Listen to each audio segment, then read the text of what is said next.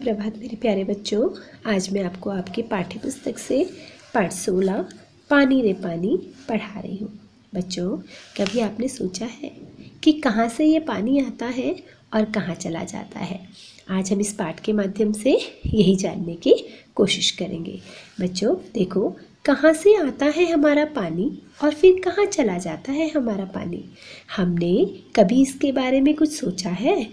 सोचा तो नहीं होगा शायद, पर इस बारे में पढ़ा ज़रूर है। अब कह रहे हैं हमने कभी सोचा नहीं है इस बारे में कि पानी कहाँ से आता है और कहाँ चला जाता है। सोचा नहीं है लेकिन पढ़ा ज़रूर है।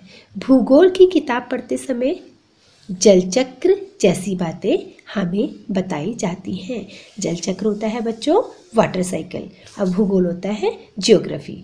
ज्योग्राफी में हमने मतलब वाटर साइकिल के बारे में ये बातें हमें बताई जाती हैं।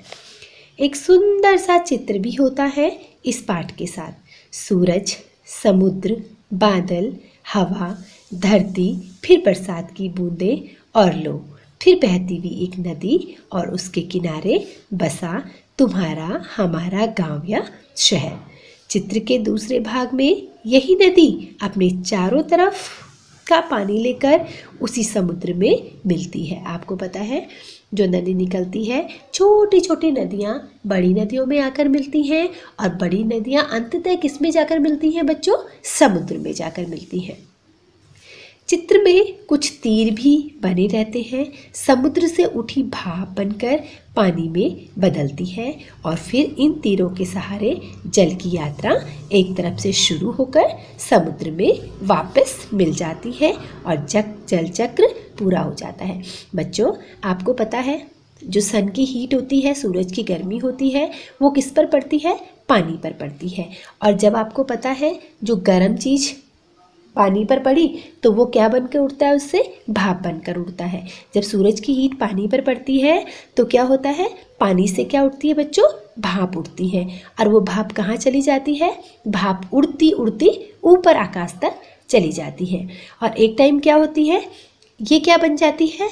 जब ये भाप इकट्ठी हुई और ये आसमान तक जब चली गई तो ये एक क्या बन जाता है? क्लाउड का रूप लेते हैं। क्लाउड का मतलब होता है बादल।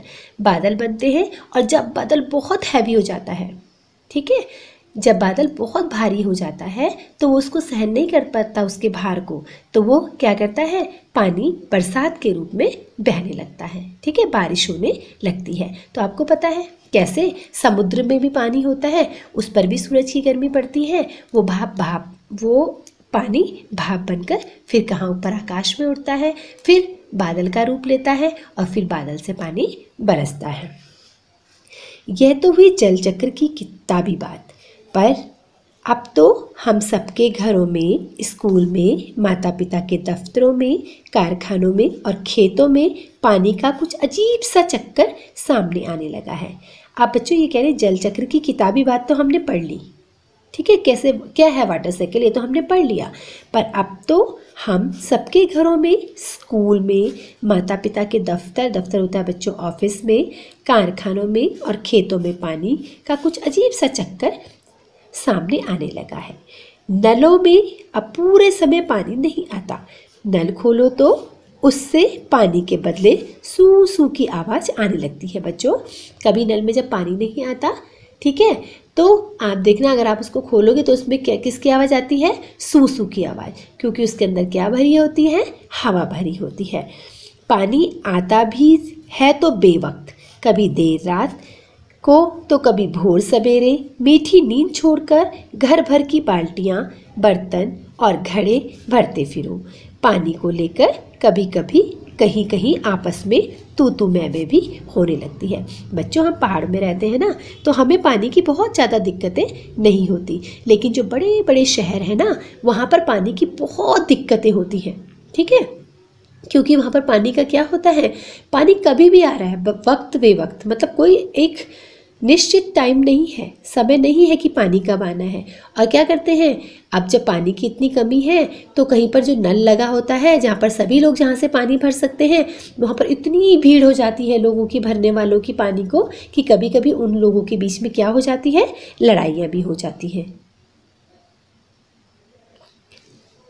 रोज रोज के इन झगड़े टंटों से बचने के लिए कई घरों में लोग नलों के पाइप में मोटर लगवा लेते हैं। अब कई लोग इस झगड़े से बचने के लिए क्या करवा लेते हैं, नलों के पाइप में मोटर लगवा लेते हैं। और वो मोटर क्या करती है बच्चों, पानी खींचने का काम करती है।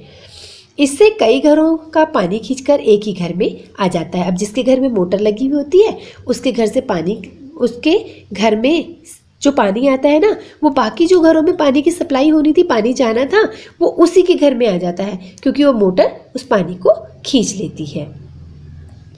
यह तो अपने आसपास का हक छीनने जैसा काम है, लेकिन मजबूरी मानकर इस काम को मोहल्ले में कोई एक घर कर बैठे तो फिर और कई घर यही करने लगते हैं।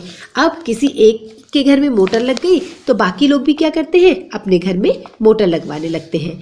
पानी की कमी और बढ़ जाती है। शहरों में तो अब कई चीज़ों की तरह पानी भी बिकने लगा है। प्लेन में जो है पानी तो यहाँ पर भी बिकता है। आपने देखा होगा बॉटल में पानी भरा होता है, बिस्लेरी का जो पानी होता है। हमें आज भी पानी किस में मिलता है, पैसों में मिलता है। तो शहरों में भी पानी बिकता है।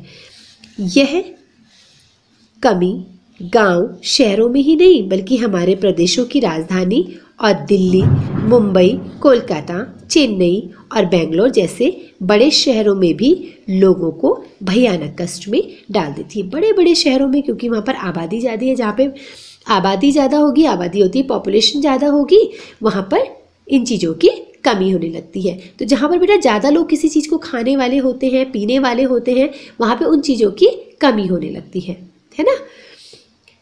देश के कई हिस्सों में तो अकाल जैसी हालत बन जाती है। यह तो भी गर्मी के मौसम की बात। बच्चों, अब कभी कभी पानी की इतनी कमी हो जाती है कि कैसी स्थिति बन जाती है बच्चों, अकाल आने जैसी, है ना। सूखा पड़ जाता है। सूखा पड़ने का मतलब होता है ड्रॉट। आपने पढ़ा है, आपदा जब आती है, सूखा पड़ना, तो सूखा किससे पड़ता है बच्चों, पानी की कमी से।